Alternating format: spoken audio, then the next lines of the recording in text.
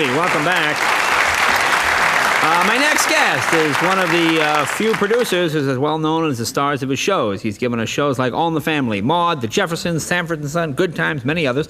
He's currently producing movies, and that list includes The Princess Bride, Stand By Me, the current hit Fried Green Tomatoes, and has a new TV show right here on NBC, it's a subsidiary of General Electric, called The Powers That Be, which airs Saturday at 8:30 right here. Please welcome Norman Lear.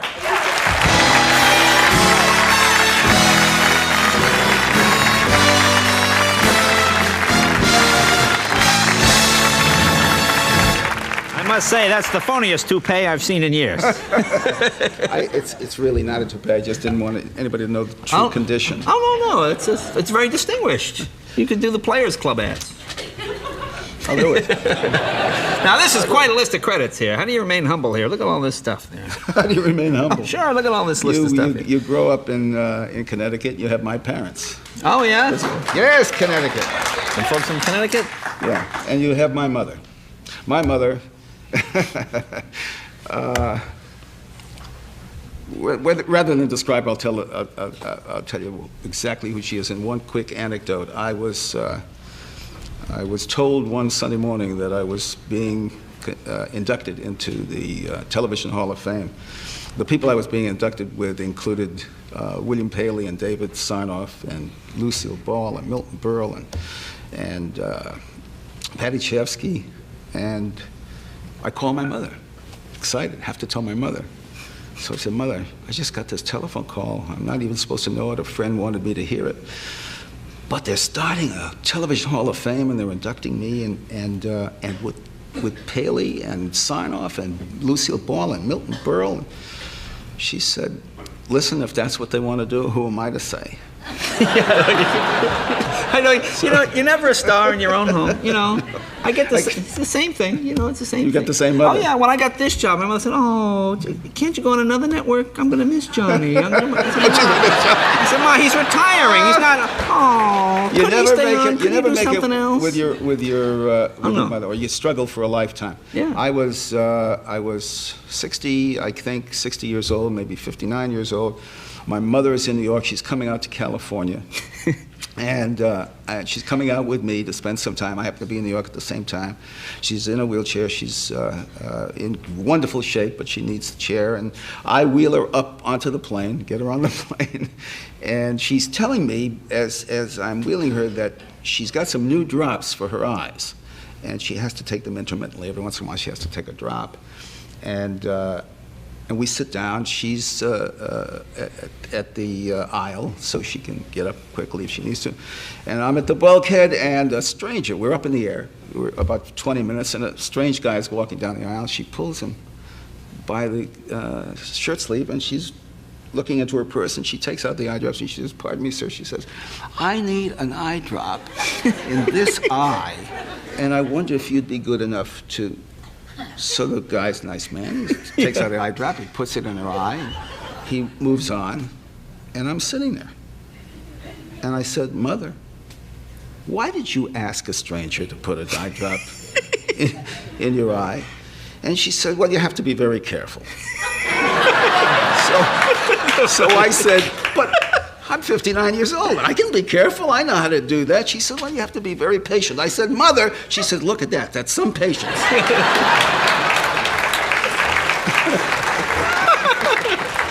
That's funny. It is true.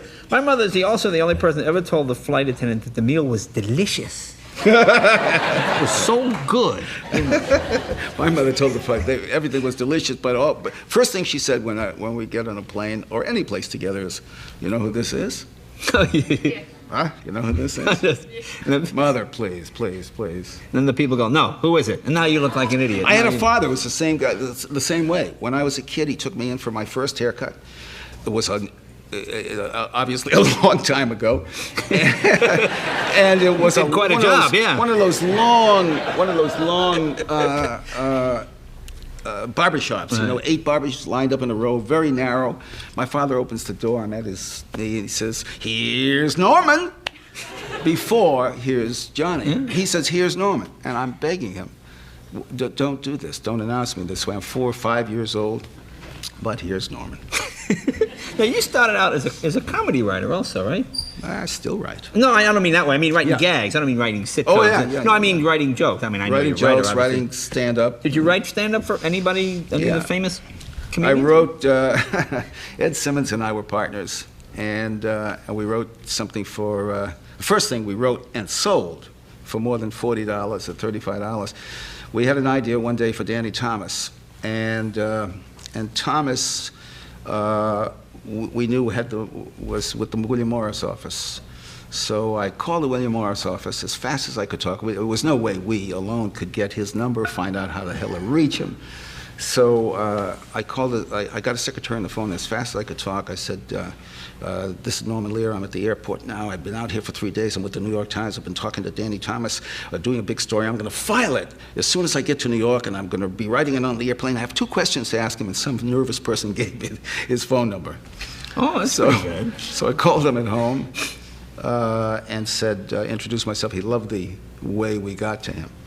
And he said, look, he said, I'm doing something at Ciro's, Friars Frolic. Everybody knows my routines. This is an inside group. If you got something can run 5 minutes and I can use it. I said, it's just 5 minutes. He said, get out here right away. I said, well, it's going to take a couple hours to get out there. He said, why? You said you're in Hollywood. I see, we hadn't written it yet. We just had the idea. Never thought we'd get this far.